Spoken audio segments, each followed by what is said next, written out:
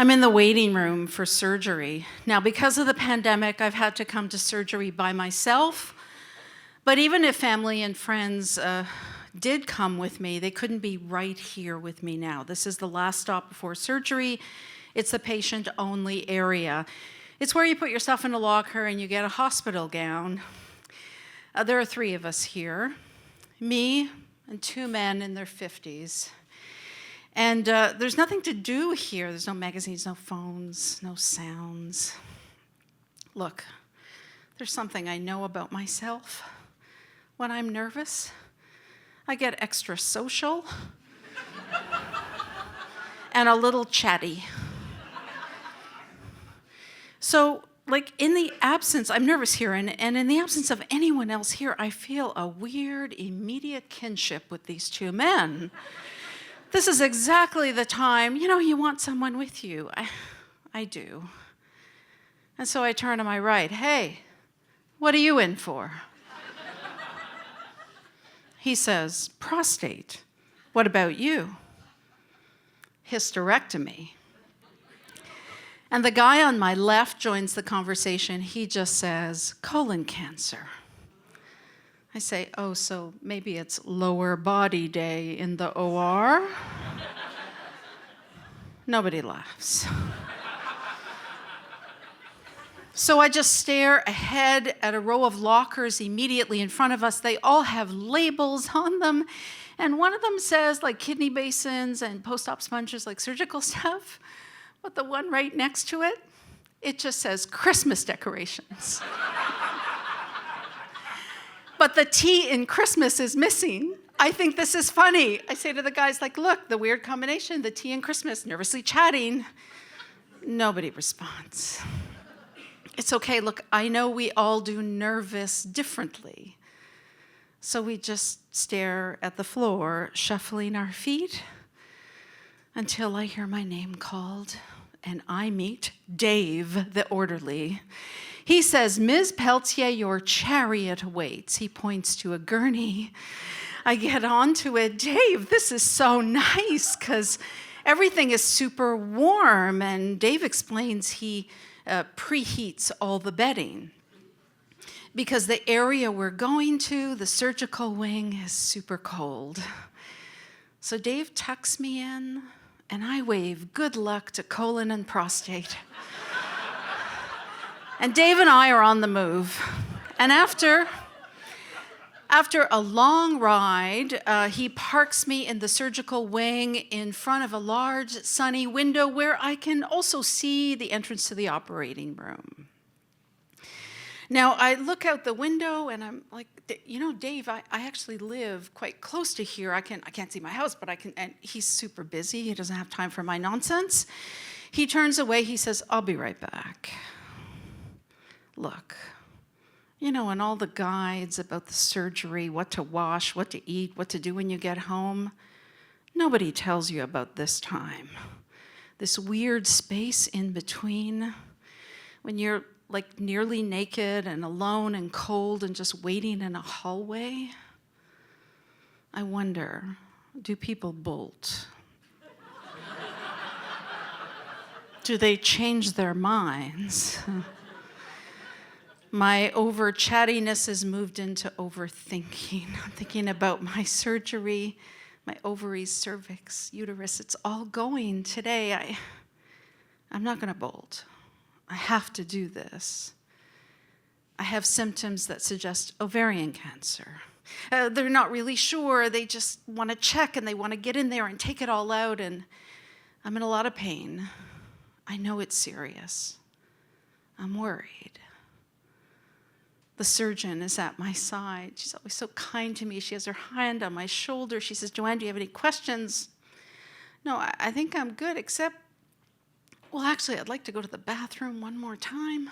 And I haven't told you this because it really wasn't relevant, but I'm a nervous peer. And before she can answer, a big booming voice from behind her, the anesthesiologist, says, no time for that. We're going to plug you with a tube, and then you can nervous pee all you like.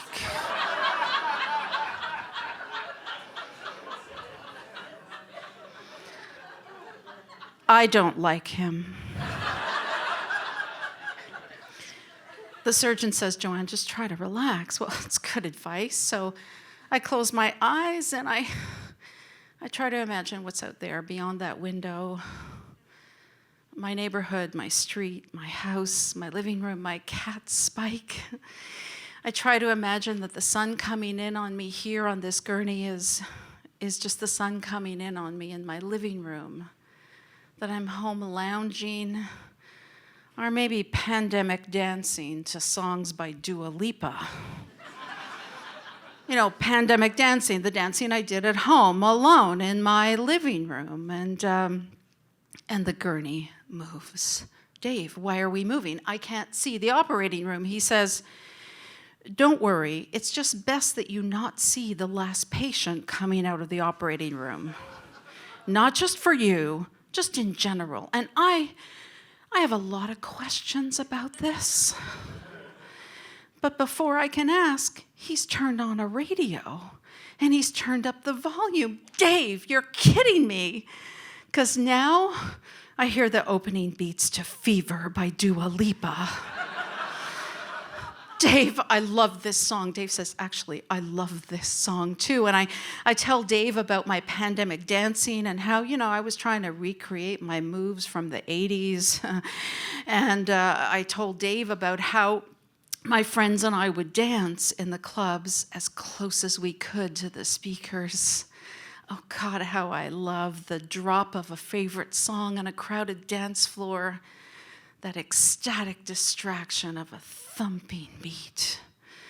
Dave grabs my hand, and I kick my feet loose from the bedding, and I stretcher dance as Dave sways at my side. I got a fever. Can you check? Hand on my forehead, kiss my neck. We laugh, and yeah, I tell him about the nervous peeing. Dave, do you think we can go? The guy said, we totally have time to go. Hang on. He turns the gurney around. I put my hands on the rails. I'm up on my elbows. Dave, the road is clear. There's not a gurney, not a person, just white walls and cold air. And I swear he's jogging behind me. Because when I'm up and my head is up, I feel hospital wind blowing my hair back. I want to go, wee! But we're still singing Fever. We get all the way to the waiting room. He says, be quick, nervous peer. I get off, I pee, I get back on the gurney, and he sprints us all the way back to that sunny window. I got here alone. I'm not alone.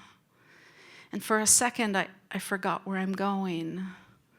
But I can't forget because out of the corner of my eye, I really do see the last patient coming out of the operating room. What are the chances? A radio, that song. Is this Dave's magical way of distracting me, or is this just the kismet of a really good dance song? The one that drops exactly when you need it. I know it's time because the surgeon is back at my side. And Dave tucks me back in. He smiles, and now he waves good luck. Because now I'm next. Thank you.